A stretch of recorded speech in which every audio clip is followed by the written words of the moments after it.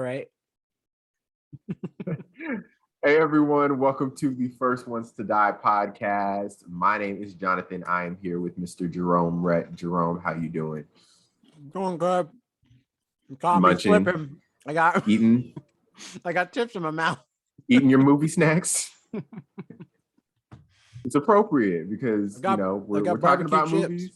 Got your barbecue chips, okay? Barbecue You chips. know, didn't go for the popcorn today. Went for the chips. Not that All right. popcorn. I don't carry popcorn in my house. I think that's because working at a movie theater, you never need it.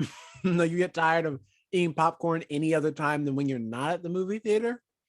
It's true. Just the smell of it. We would smell it all the time. And then people would come down and say, "Oh, that popcorn smell, it got me."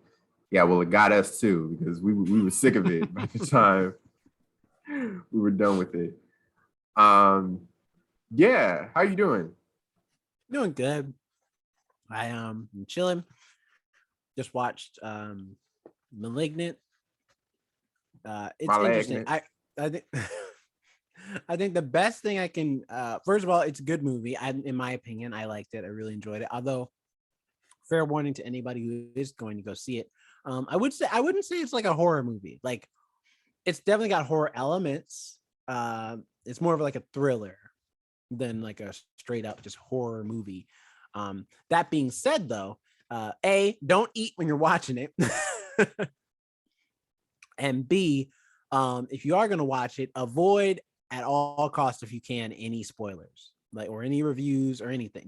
Just avoid it all. Watch it before, like, it's on HBO Max. So if you got HBO Max, you can watch it right now. And it's in theaters as well.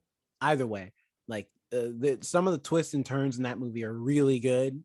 And the trailers have done a really good job of not telling you at all what the movie is about or even what the monster is in the movie. So, go see it without anybody telling you anything about it. And I promise you'll have like the best experience watching that movie. Nice. I also watched a movie, well, last weekend. I saw Candyman, and I guess since we're not doing like an official review of it, I'll say my like brief thoughts with no spoilers at all. Yeah, I'll watch it eventually and maybe do a mini review for it, but we'll see. Cool. But I enjoyed it. I know some people were like so on it. Some people were like, "This is great." Those are the main two viewpoints I feel like I've heard about it. Like either like so or like this is awesome. But I enjoyed it for what it was worth. The social commentary is like riddled throughout it, and I'm definitely going to have to, if I want to dissect everything properly, I'm definitely going to have to watch it again, because I think there are definitely things that I missed. And I also haven't seen the original Candyman. So I feel like I need to go back and watch that, because there were references to the first one. But I feel like they did a good job of explaining basically the first movie and how it relates to this one. So overall, I thought it was very enjoyable. I thought it was really good. And I see. What happened? Did you choke? No, it slipped as I was putting the chip in my mouth. So I caught it with my mouth. All right there. All righty then. So you might be listening. Alex is not on our episode today, but she will be back. So be excited for that. Alex will be back with us soon. Just disappointed all the Alex fans. They were just like, "We want Alex." I'm sorry. She'll be back. She will be back. So what are we going to be talking about, Jerome, today? I mean, you presented this idea, this topic. So let's get into it. What are we going to be doing? Well, this topic was inspired kind of by a mutual friend of ours, only because I was thinking about this conversation we had one time. Taylor, who we were talking, and he mentioned what movie genre is going to be like the next genre to take over, like after superhero movies finally die out and the superhero genre is kind of played out and people aren't really excited for superhero stuff anymore. What's like the next genre? And He believes it's video game movies. We'll see. If that's to be believed. Hasn't been one really good one yet. I don't think there ever will be. But Taylor, I wish you were on this episode right now, because I would respectfully disagree with the video game movie theory. But it got me thinking of like, that'd be an interesting discussion. Like, what is the next genre? There's every era has had like their like the genres that have become like the thing that's the most popular. Right now it's superheroes, but just before that it was like kind of like gritty blockbusters and stuff. Mostly stuff. Mostly thinking of stuff like, even though the Matrix came out in like 90s, like stuff was still being made that was kind of in that same vein of like it's dark and gritty and messed up, and there's leather and Nickelback in the soundtrack. That was like the weird genre of the summer for some reason. And then like there was once an era where Westerns were the thing. So it's like, I'm curious, to have that discussion of like, what do we think the next genre is going to be after superhero movies are over? I think so. In my opinion, when I was first thinking about this, I immediately thought relating to Candyman and its social commentary movies, because it didn't start with, Jordan Peele, but I feel like that was in recent memory one of the biggest examples of a movie that, you have all this social commentary laid out in a way that, you have this horror film, but it's not horror in the way you would expect it. And it has this concept that hasn't really been done before, and this plot that's new to a lot of people. Mm-hmm. And so I feel like people are discovering that there are ways to include social commentary in movies, because it's not a new thing to include social commentary in movies, but in this way of like horror and thriller, in these genres of movies, I feel like that has been a way for people to comment on the things that are going on in the world in a new and exciting and fresh way. Because for me personally, I get excited whenever I see that Jordan Peele is making a new movie. I got excited for Candyman. I got excited for Sorry to Bother You. Like those types of movies that talk about the world that we're experiencing today, but not putting it in our face where it's just like a straight up mirror in front of us, where it's like, okay, this is what's going on in the world. But it's kind of a different way, a different spin on what we're experiencing right now in the world. I would agree with that. But I think the thing about I don't see those movies being like, I see them becoming popular for sure. If, the more of them we get, I don't see them being the same as the way people go watch the Marvel movies and stuff. Only because it's like those movies have a certain audience of people who want to see that, who want to like talk about those things. And you have a majority of the country and the world really who don't want to talk about that stuff. They don't care. Either they don't care, but Jerome, it doesn't apply. Candyman was number one at the box office. That's true, but Shang-Chi wasn't out yet, so yes, it wasn't it. Didn't it come out? Was it? I think Shang-Chi came out before Candyman. No, I feel like it came out. Or they came out at the same time. Or I don't know. No, it came out after. I remember now. There's Candyman, then Shang-Chi, because last week was Shang-Chi's debut weekend. That's how I remembered.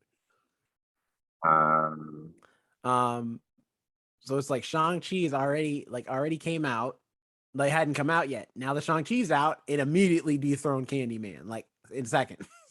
Yeah, but I feel like there's always going to be that superhero audience. I don't feel like we're getting to a point where anytime soon the superhero audience, they're just going to stop coming to the movie theater and another genre is going to take over it, I feel like the superhero genre will always dominate at the box office. It's always going to be number one.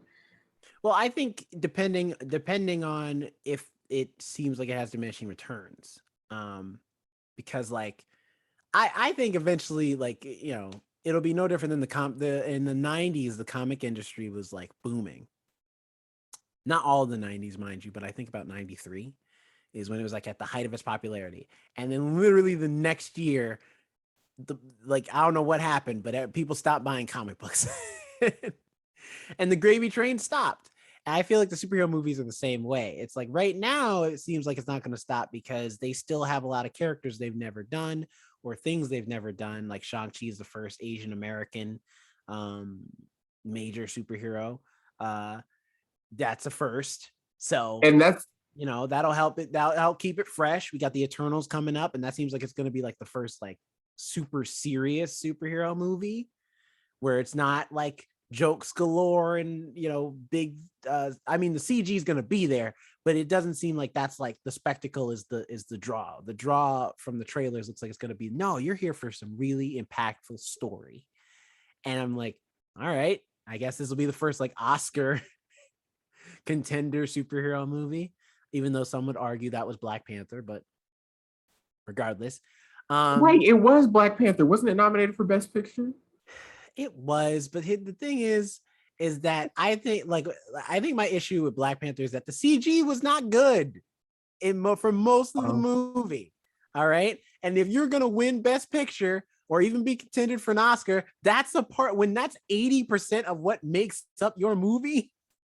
Jerome, you lucky That's we a didn't big have this factor. podcast when Black Panther came out, because you would be getting dragged through the I'm just mud. saying, I love Black Panther. That movie is incredible, but it's not perfect. And I think that was the thing. It's like Black people were like, oh, it's the movie starred a bunch of Black people made by Black people, so it has no flaws. And I'm like, that's not true. It's a great movie with an amazing script and an amazing cast, great themes, and phenomenal music, but it doesn't have super solid CG. There are times when the CG is a little rough. And, you know, in a superhero movie, CG makes up most of it. So I wouldn't say anything if like CG was only 20% of the movie and everything else is practical. I'd be like, that's like a small part of the movie. The rest of it makes up for it. But because CG is a big chunk of, you know, the movie, especially because that ending battle alone doesn't look great. Now, granted, it's because it's their own fault, because you don't take two characters wearing a black costume and have them fight in a dark cave. It's hard to see. But I digress. The point is And that, you just lost your invitation to the Black Panther 2 premiere. They were listen, they were sending you an invite. I wasn't getting an invitation anyway. They don't know who I am. They don't know my name. Nah, and besides, I think Black Panther is still an amazing film, and people should see it. Both people of color and people who aren't of color. So aliens, I guess. But the point is that Eternals looks like that's what they're going for. Because even Black Panther wasn't trying to be the Oscar superhero movie. It just happened to be nominated. Eternals looks like it's trying to be like the Oscar winner. Like its intentions are to be nominated for something. For what? I don't know, but for something. So it's just, you know, I think there's still a lot they can mine from it for now, but eventually that well is going to run dry. And when it does, I don't see the social commentary movies taking its spot, making the billions of dollars on every weekend. I don't see anything taking its spot, honestly. But with the Marvel movies, like how they had Black Panther, like how they had Shang-Chi, I think it kind of, even though having like an all Black cast, an all Asian cast, all Latinx cast, all whatever cast, is not necessarily a genre. I said genre weird. I do that sometimes. I say genre. Um, it is a that like intersectionality where you have a Marvel movie, but in a way that we've never seen before. Mhm. You have this type of movie. You have a movie about a wizard who time travels. We've never seen that with an all black cast. We've never seen, you know, a movie about, I don't know, a fantastical kid who lives in, I was about to say a fantastical kid who lives in the jungle. That's That's the called Jungle Book. Tarzan or Jungle Book. I that too. But we some of these stories we've never seen with other people. So I think people are diving into that. And again, it's not necessarily a genre, but it's something that we've never seen before. And it's something that has been proven to be profitable because people are going to Shang-Chi, people are going to Black Panther, people are going to whatever, all black cast, all whatever cast. So I think, if anything, if in any of these genres, studios and execs and filmmakers have seen that representing people who have not been represented before, you know, can be profitable as much as like, you know, we want to see that representation. They're probably thinking about the dollars. So they see that this can be profitable. I would say for me, I think following up off that, I think the genre that will that or that might take over um, is more like original fantasy films, not necessarily like, you know, knights and wizards, but just fantasy in the general sense of the genre with like with minority casts. I think that that's going to be the next rising thing because like you said, like Black Panther and Shang-Chi are proving to be more profitable. And I know there's somebody who will argue, well, yeah, that's because they're Marvel movies too. So if they weren't with Marvel, no one would go see them. But I disagree. I think that if you have the right story, if you have the right trailer and the right story, you can get people to watch something original. It just depends on how it looks.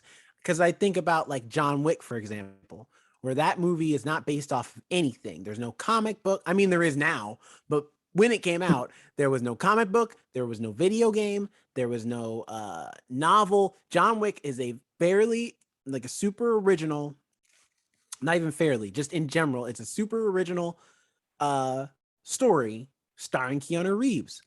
And that trailer was so good. Like it's so solid. I remember when that first trailer came out, not because I remember the announcement. They were like, "Yeah, John Wick is coming out, starring Keanu Reeves," and I was like, "Okay, and like, what? What? He's a guy who's a candle maker or something. What does that got to do with with? Well, why should I be Not, excited to see oh this my goodness. movie?" And and sure enough, when that first trailer came out, and you see some of the stunt choreography and the awesome cinematography with like the colors and everything, I was like, "Yo, I'm sold." Like, I don't know what this is, but I'm gonna go see it. That's all I know. And so I think that if you have it, like but I think the diverse casting is a specific factor because, like you were saying, that is something that'll be fresh and new. Is that, you know, we haven't had a lot of sci-fi either, sci-fi or fantasy stories in which diverse or minority peoples are the main characters. A lot of times we're either supporting cast or we're not even supporting cast, we're just in the background. Yes. Like we're just back there, and it's like, see, there's black people in space. It's no big deal. Right. It's like, Right. okay, but they don't say anything. They don't have any speaking lines. They have stories too. Where are their stories? Right. So it's The like, people in the background, they have to have done something in their lives to earn that spot on the spaceship. now So, here's my caveat to that though. My caveat to that is it has to uh, be genuine.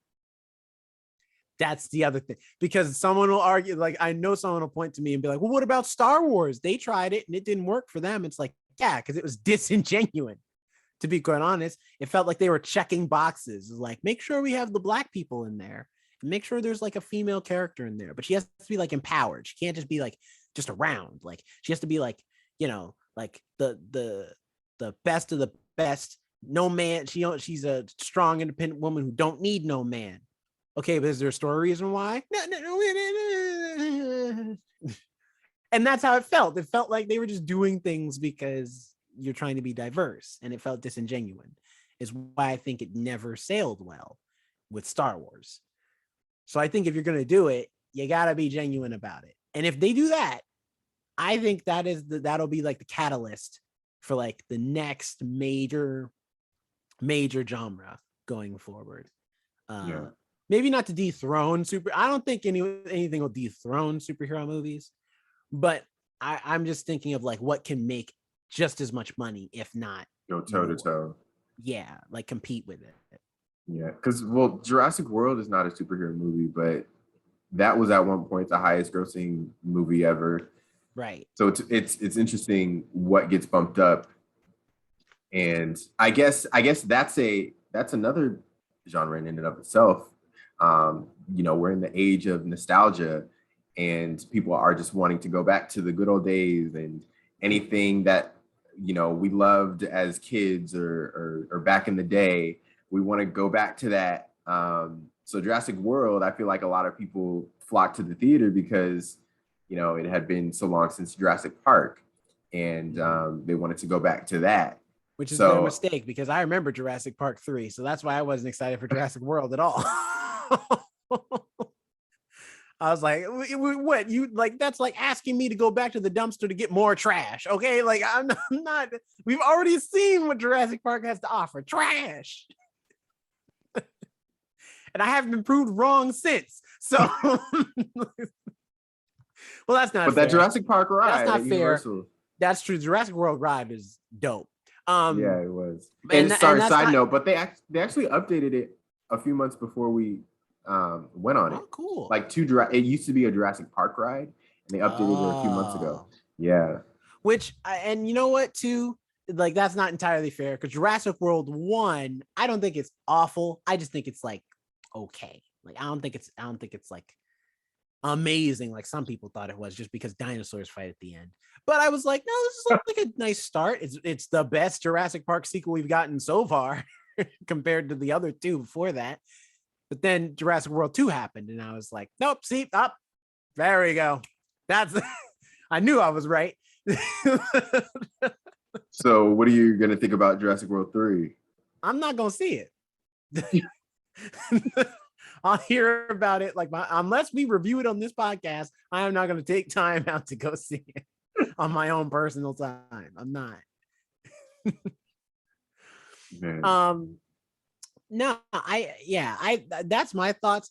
Although to speak to Taylor's theory of if the video game, because here's the thing, the reason he said that when we had that original discussion was because in his mind, he's like, what makes the superhero movies so popular is that they already have a built-in audience. So the people are already there to watch it. It's just that there's, they hadn't made the movie yet, just like the comic books. And so his argument was, once they make the movies, like, people will go see it. My argument is, I don't think that's it's going to be the same, because with comic books, it's a set story, and especially depending on the comic book, there might be like tons upon tons of history to draw from and throw in Easter eggs and all types of fun stuff like that. The video games, there's an interactivity to it that isn't there when you're watching a movie. And so it could sometimes just be boring, especially if they're doing like Tomb Raider, for example. The Tomb Raider movie is just the Tomb Raider game from like 2010 or something like that. So it's like, if you've played the game, you know the story. Basically. Like, I think they change up a few things, but for the most part, it's virtually the same. I was sad when we worked at IMAX. I was gone when that movie came out in IMAX, and I didn't get to watch it. I was kind of sad. I kind of wanted to watch it. But I mean, that's like, for example, right now they're working on a Last of Us HBO show, and I bet money Interesting. it's just the Last of Us video game in show form. And that's Although I feel boring like that, because I've played the game. I already know the story. although I feel like that could be interesting for people who aren't familiar with the game, because I feel like that game is like already a narrative in and of itself. Whereas you have Mortal Kombat where it's just fighting. There's no narrative. You have to build a narrative around No, there it. is a narrative in Mortal Kombat. There's a story. In the game. Mm-hmm. That was the All problem right, with we the won't get movie, is into that they that. didn't draw from any of it. That was the issue. Remember? Cut Okay, to our Mortal Kombat review. You can find that on Spotify. I think it's episode 20. But yeah. Can we talk about briefly genres that we think are on their way out? Because I have one. Okay. I think, and I didn't think of this until I was thinking about the topic, but I hate to say it, I think musicals are at a low point right now in history, in film history. I feel like people are not taking musicals seriously. And granted, throughout history, Well, do you mean just in movie form or in general? In movie form, not Okay. music, not like Broadway or musical theater or anything like that. Mm-hmm. Because obviously we have Hamilton, and Hamilton's revolutionized it and brought it back. right. But I feel like movie musicals, I don't know what it's been the last few years where people have just been, every single movie musical that's come out, people have just either found a problem with it, have clowned on it, have not taken it seriously. And it hurts my soul because I love a good movie musical. So it's like with In the Heights had that whole controversy. The new Cinderella that came out, I've been seeing clips on Twitter, people have been clowning on it. The movie Prom. Well, okay, you can say that. I'm about to say, you're bringing up a lot of examples that aren't exactly like the best representation for like the good but ones. what other movie musicals have there been late? I guess Respect, but I'd say that's more of a biography than a movie musical. Well, also Rocket Man. Yeah, Rocket Man. Okay. Rocket Man. La La Land is probably the one that a lot of people would immediately think of, like modern musical that's recent. But there were also people that had stuff to say about La La Land as well. That's because La La Land, I think the people who have an issue with La La Land are people who don't understand why some choices were made, of like why Damien Chazelle picked two people who aren't like incredible singers or like the most elaborate of dancers.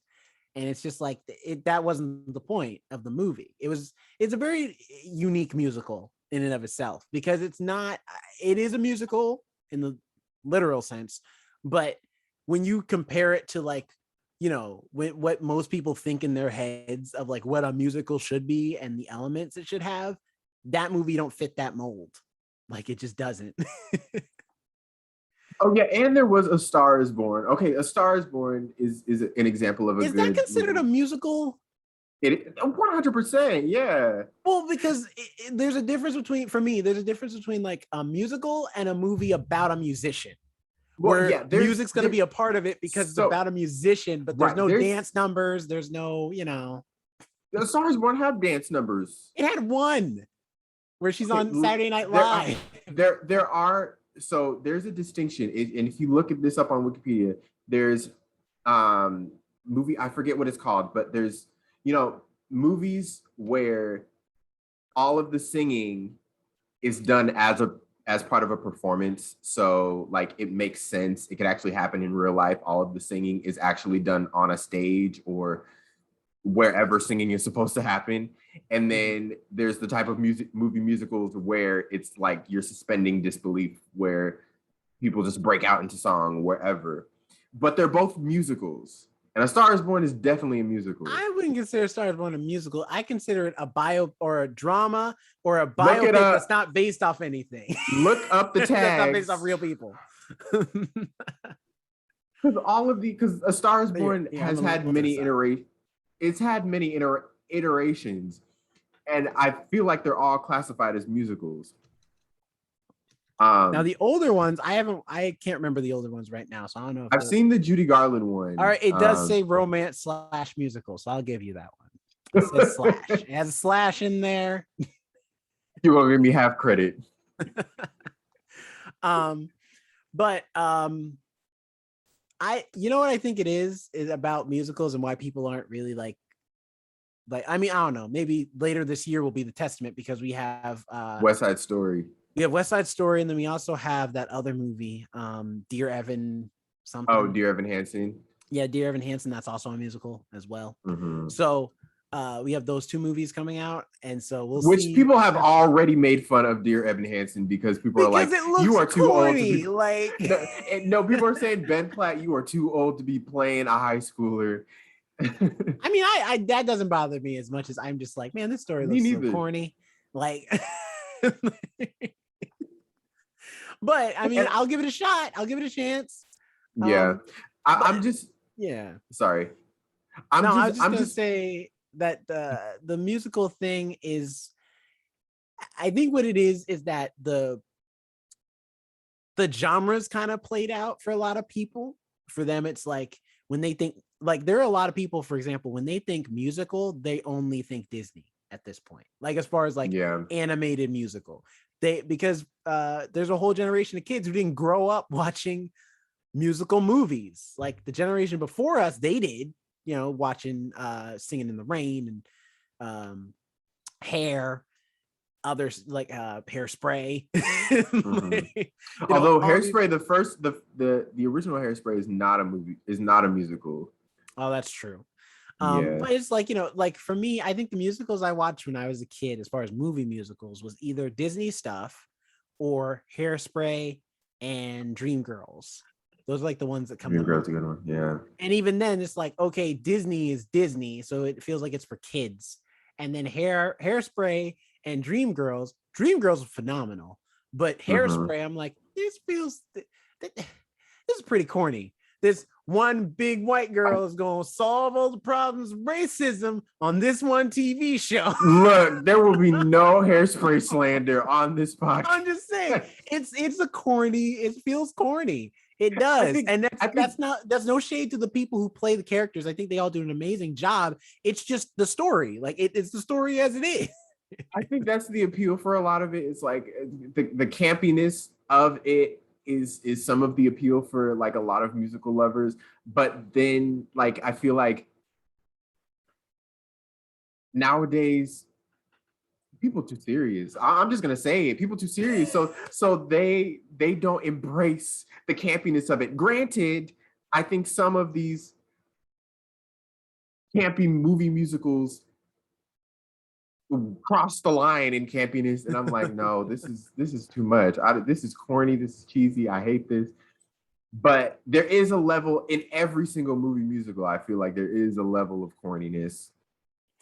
Well, you know what it comes that we should embrace. It's that most movie musicals, they put a lot of effort and focus and time into the music and and if there is choreography, into the choreography, which is good. That's what they should do, because that's half of a musical.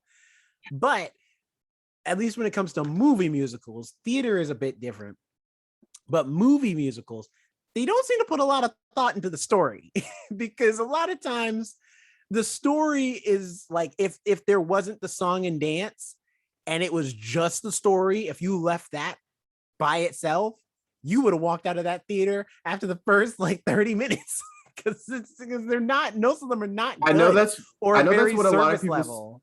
I know that's what a lot of people said about The Greatest Showman, is that, it's the story in that one's not incredible. Like it's non-existent.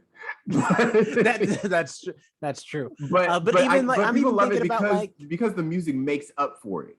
Like the music and the musical numbers and the visuals make up for it. You see, but it's like, that's the thing though, is that a musical should be both. I think why Hamilton works really well is that the story keeps you engaged because it's like, if you're either you're a history buff, or even if you're not, the way that the narrative is weaved into the story, into the music, keeps you engaged in both.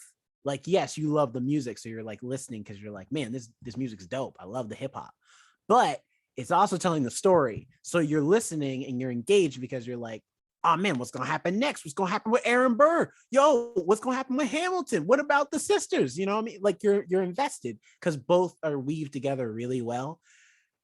And when it's not, it's like, yeah, the music's cool, but I don't care about anything that happens in between in between the songs. And that was Greatest Showman's problem. I feel like In the Heights had the same problem, not as much as Greatest Showman. Like, yeah, you know, there are some things about In the Heights I liked a lot about the story, but even then there were still other things where I was like, okay, and like, like moving on. When's the next song coming up? And so I think if they can jump that hurdle, I think movie musicals will be all right. I mean, West Side Story kind of cheats because it's just Romeo and Juliet. Already, yeah, Yeah, and it's already been established as, and it was released as, a lot of these movie musicals that come out, they started as maybe like a movie that wasn't a musical, and then they get turned into a musical on Broadway, and then they get turned into a movie musical. So it's different. Right. But West Side Story was already a movie musical. Right. And then went on Broadway. I think that's how it went. And then is getting turned back into a movie musical. I expect West Side Story to do fine. I'm curious to see how especially with Steven Spielberg. Yeah, I mean, like, listen, that shot when it's just the shadows coming together in that warehouse that's in the trailer. I don't know if you've seen the trailer. I haven't seen it. I've seen like images from it, I think. Yeah, in the trailer, there's that shot where it's the jets and the sharks coming together, and then the shadows are like cast all the way across, and they meet in the middle. And I was like, just that shot alone, I bought the ticket. Like, I don't need to. And mind you, there's been 2 trailers now for West Side Story, no music. Like, oh, interesting. Barely any. I think you've only heard like maybe 2 lines and a little bit of orchestral like swells of I think I Feel Pretty. But past that, you've not heard very much singing from any of the trailers. And I'm like, that is a bold move, but I'll take it. Right. I'm still gonna go see it because the movie looks beautiful already, and it's just a trailer. So West Side Story, I think, will be fine. But I think if anything wants to be new, also maybe make movie musicals of musicals people want to see. Because why is there a movie musical of Cats? Nobody asked for that. I'm telling you now, even Cats fans didn't ask for that. Like, none of them wanted to see a movie version of that musical. That's why in discussing this topic, I've determined that movie musicals are not like, they're not dying at all, because people are clearly, we've had so many examples of just the past few years, so many movie musicals that have come out. But I think people aren't necessarily taking them as seriously as they used to. I just want that one movie to come out that everybody loves. It's legendary. It's for years to come. Who knows? Maybe the Willy Wonka movie musical origin story with Timothée Chalamet that's gonna be getting released you know later. What it also is?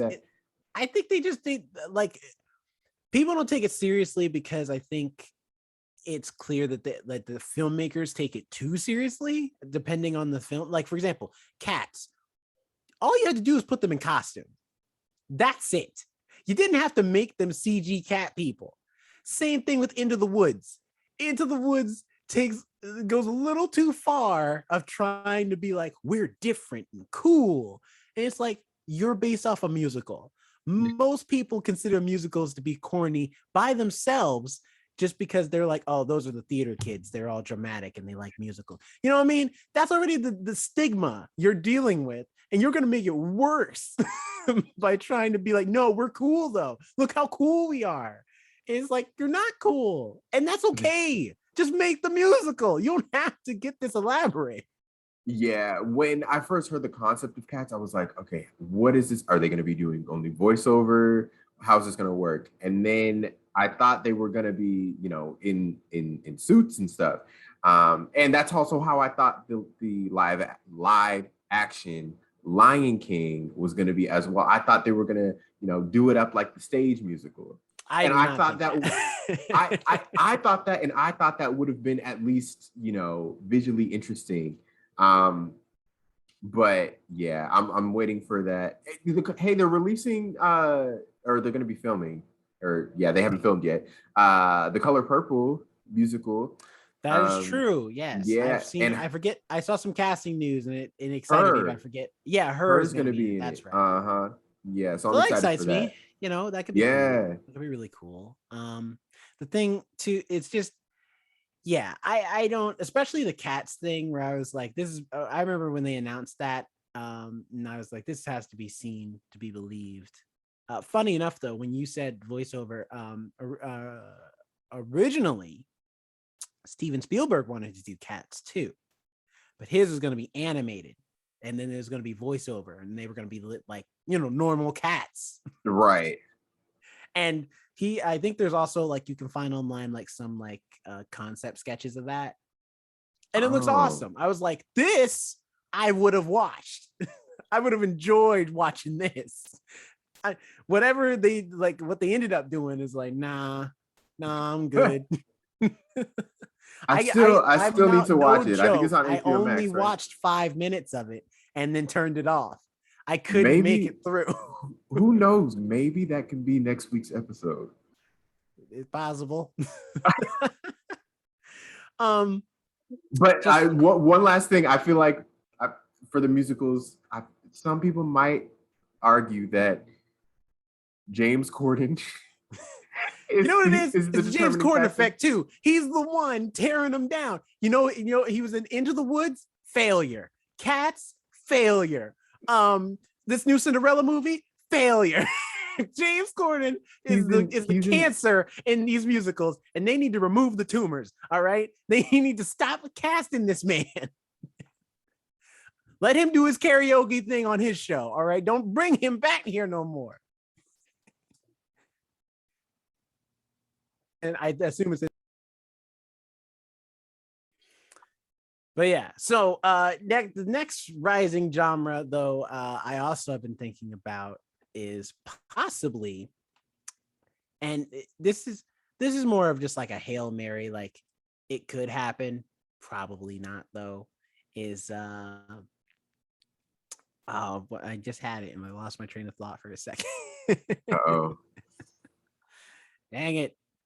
I just had it. Oh, the book movies coming back, like a novel. I don't know what the novel will be, but I think it'll be some novel series that'll come out and be the next Harry Potter.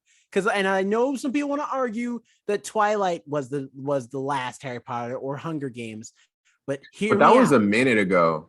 Well, also, I would disagree. All right. Last time I checked, there's not a Twilight or a Hunger Games world at any theme park anywhere. Okay. Harry Potter is on a whole other level than those movies ever got to, mostly because they were being held back by the fact that they were in a subgenre in of themselves of the YA romance / dystopian future. But Harry Potter's for everybody. Kids love Harry Potter. Adults love Harry Potter. If you're into romance, there's a little bit of that in there. If you're not into romance, there's stuff for you too. Harry Potter was the perfect novel series. And like, also, that reminds me also, reaction Harry Potter series coming soon of me finally watching these damn movies. But regardless, when we went to Universal and I saw all those kids running around with Harry Potter robes and wands and stuff like that, like, it puts it into perspective. Yeah, man. So it's like, I don't know what the book series is gonna be or what it's gonna be, but I can feel it. I can feel it in my bones that soon enough, like, maybe when the superhero thing starts to die down, or maybe even just before that, there's going to be another novel series that's going to be made into a movie, and it's going to take over the world. And people are going to be like, oh, snap, is this the next Harry Potter?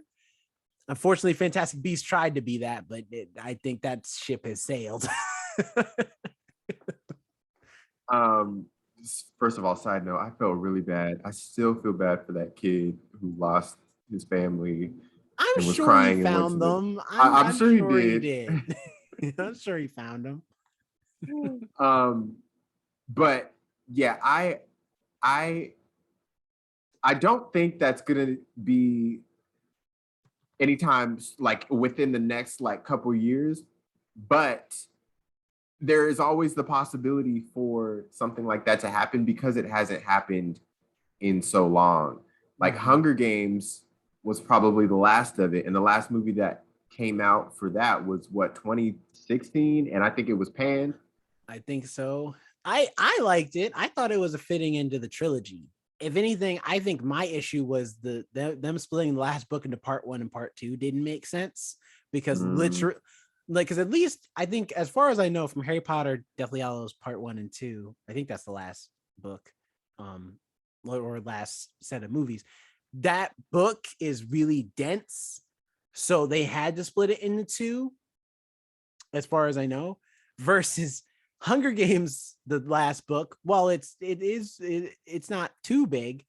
The first part is literally all set up until the last 5 minutes of it.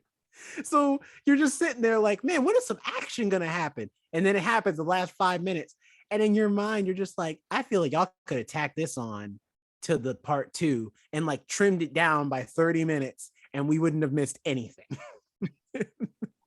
And I think that's why the second one got a lot of heat, is because the first one didn't, like, part 1 felt boring to watch compared to part 2. Right. I'm hoping that something could pop off, and I hope that because I wasn't really at all part of the Harry Potter craze or any of these crazes really. So I'd love to be a part of a phenomenon. You know what else I too? think that would be really cool.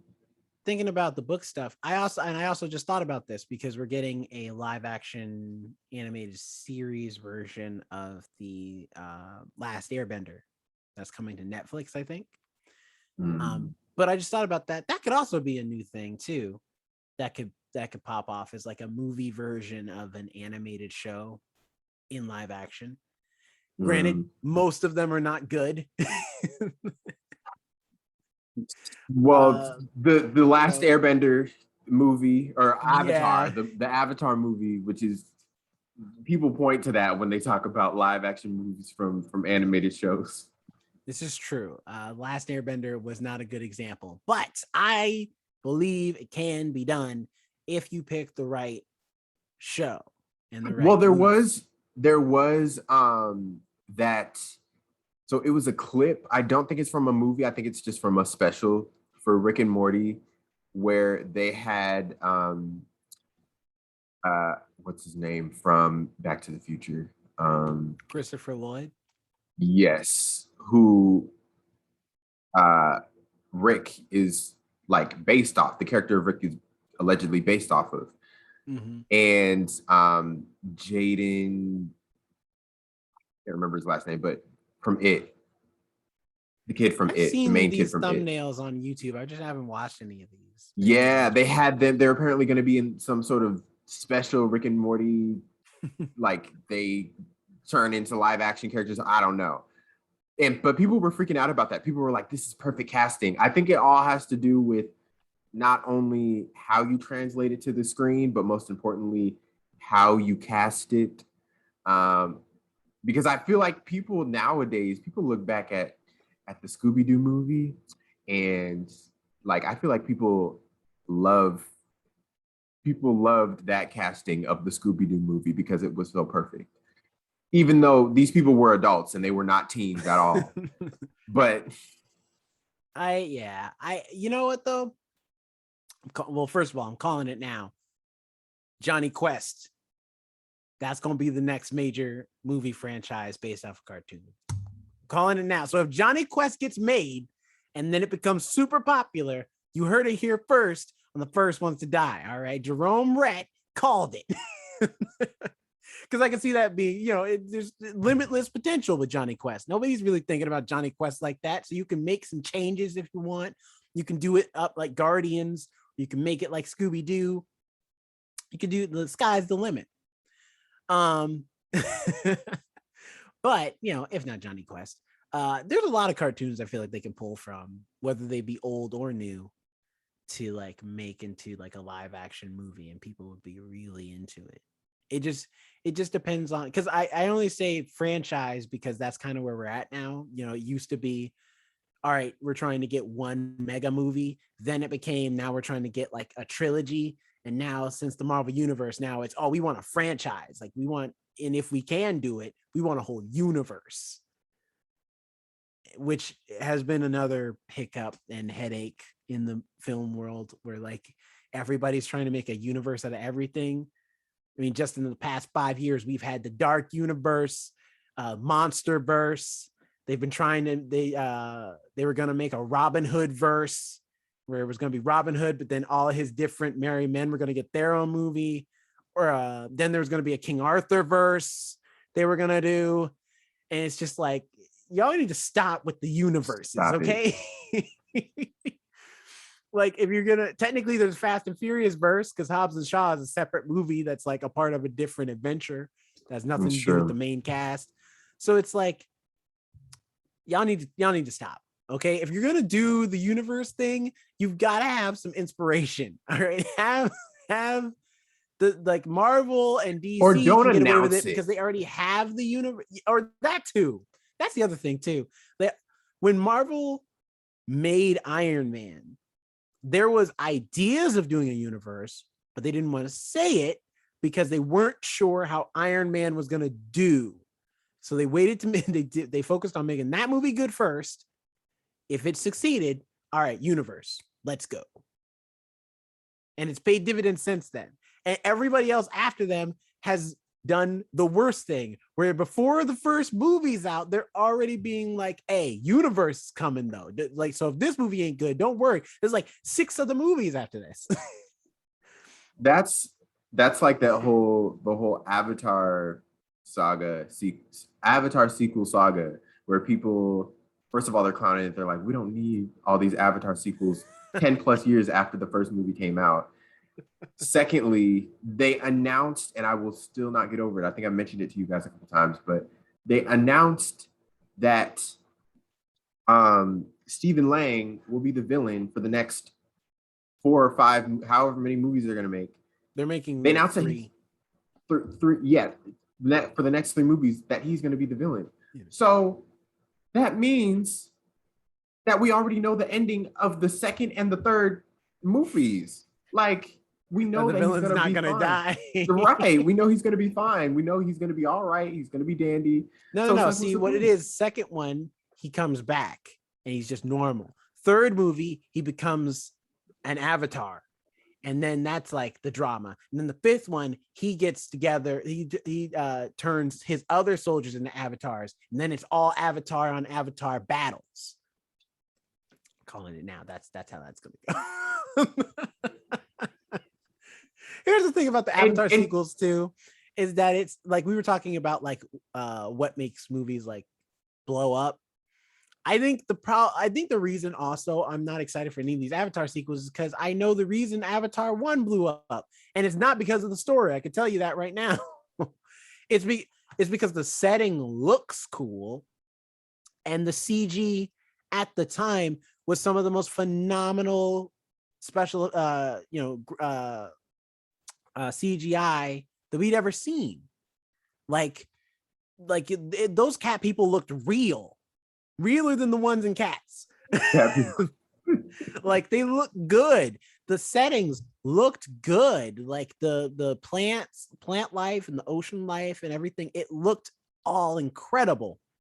There's just a level of production value in their CG was unmatched at the time. Now, like 10 years later, like, and they've been saying they've been experimenting with other stuff. Like, I think they showed a on-set picture in like a digital studio where it's like Zoe Saldana and like somebody else, and they're in like water. but the water, but like they're not in actual water, but then like these like motion capture beads. They're to mimic water. So I guess that'll make the water flow more natural or look more natural when they CG it. I don't know if that's the case because he said that like the second one's going to focus more about the aquatic life of Pandora. But either way, regardless, I'm like, yeah, but at the end of the day, the CG is probably going to look just as good, if not better, than what we've seen in most of the Marvel movies we've gotten in the past decade since you've been making these movies. So if the CG factor is not there, I don't know anybody who's going to really care about Avatar 2 as a story to go see it.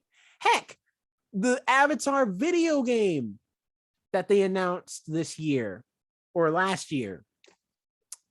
Yeah, I think it was last year. No, it was this year. I can't remember. Either way, the one they announced, that's going to come out before the sequels come out. And that's really? How many years too late. So it's like, who cares? You know what I'm saying? And I get it. He's already spent the money. That's why he has to just dedicate himself to making these movies. The money's already, right. Checks have been written. Like, we can't just not make this movie. Contracts have been signed. Right. Ink has been dried on pieces of paper that have said Avatar 2, 3, and 4 is being made. Okay. So that's like, they already got a whole land at Disneyland, so right. They got to commit like, at this point. At this point, like the hoax is already, people already believe it. Like, so it's just, you just got to commit at this point. Right. It's, you know, and I get that. It's just one of those things where I'm just like, I'm not excited for these movies. I could care less, not because they're going to be bad or I think they're going to be bad, just because I feel like we've gotten so many movies at this point that can do what Avatar can do that I do care about, that like it'll be very dependent on what that trailer looks like when it comes out as to whether or not I'll actually like care enough to be like, oh yeah, I'll go see it. Right. I think for me, the last like genre that I could see, not necessarily like, definitely not surpassing like blockbuster, huge numbers, but one kind of genre that I see that is growing in audience and people have respected it since it popped on the scene. Mm. I'm just gonna call it the Ari Aster, or is it Ari or Ari? I think it's Ari. Ari Aster. His whole stuff, the weird psychological thriller. I think Malignant is also, and even though it's not made by him, it kind of fits that vein. Well, it's not as like weird. Like it's Ari Aster, like his movies, you don't even know what you're supposed to be scared of. Like, right. Like, before you go into, yeah. Right. Like you don't even know like what's scary about this, but I know something's off. Right. But I don't know where the horror is going to come from. And that scares me even more than what actually is going to be scary when I watch this movie. Exactly. That's what I love about not only his movies, but like different books of that genre that are like you don't know what's going on before you watch it or read it. But yeah, he has been cranking out some good stuff, and I feel like this will only catch on with other directors, like you mentioned, Malignant. If that was an inspiration or anything, but I don't know with different directors, but it does play on that idea of like having like you really don't know what's going on until like the very end of the movie. And it plays on that idea of like really weird and like creative visual effects and everything like that to kind of Ari Aster doesn't use this, or Ari, yeah, I think Ari Aster doesn't use a lot of visual effects in his stuff, but he does use a lot of like visuals and great cinematography to get to make his horror kind of work, and Malignant does too. Yeah, so I think people are going to be tapping more into that psychological horror aspects, because I feel like that, people are more, I feel like nowadays people are wanting to watch something that makes them think. Back in the day we were like, oh, just give us the blood, the gore, the monsters, all that good stuff. But now people are wanting still that, but like give us some weird stuff that we're going to be thinking about for the next 3 days and dissecting every single piece of it. Mm-hmm. Yeah, I don't know. It's always like weird with when it comes to horror, because horror is a very specific genre. Some people don't like. I know people who they refuse to watch horror movies. They just don't watch them.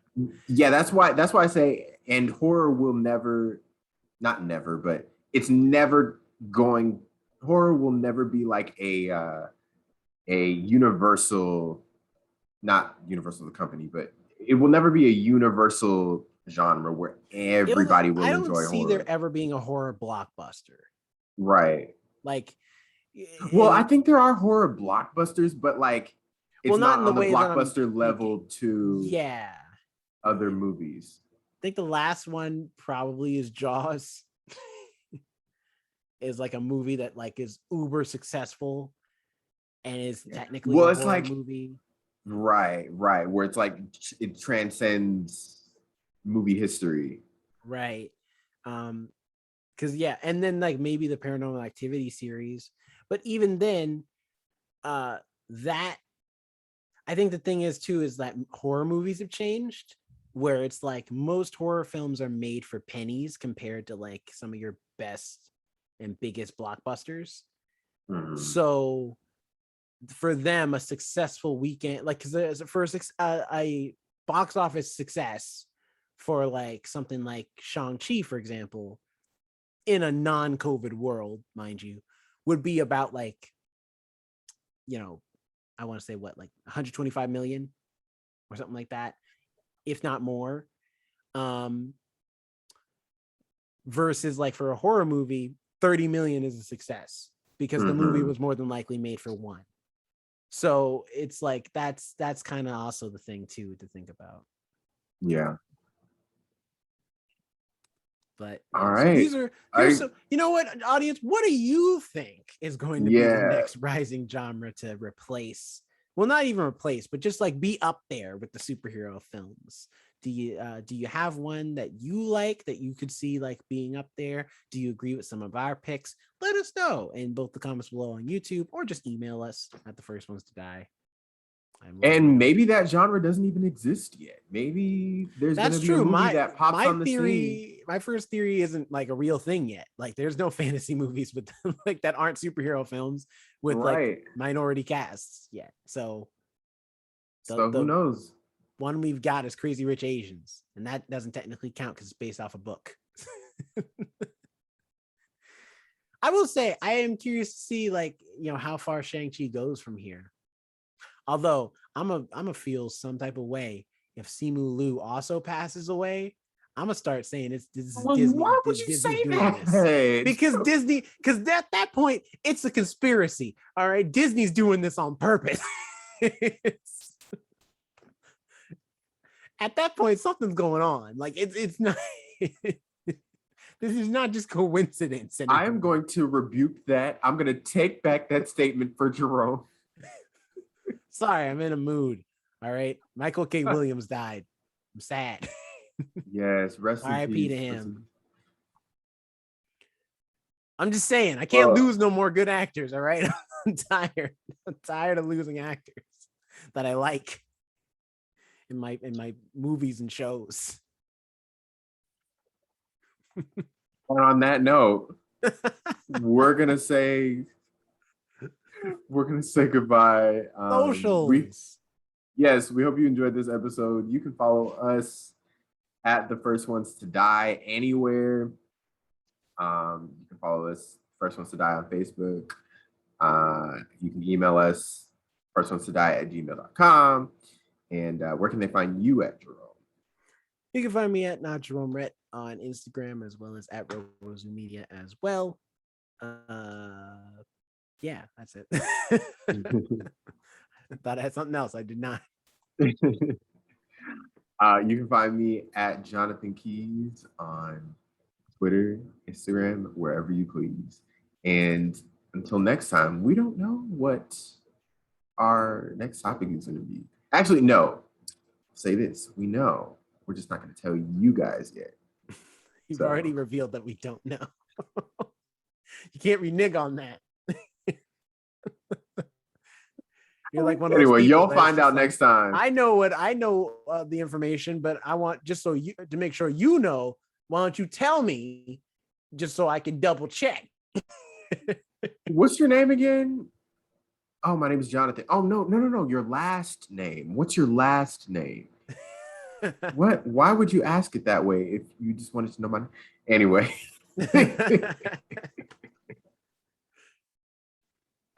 We'll see you all next time. Bye, everybody. Peace.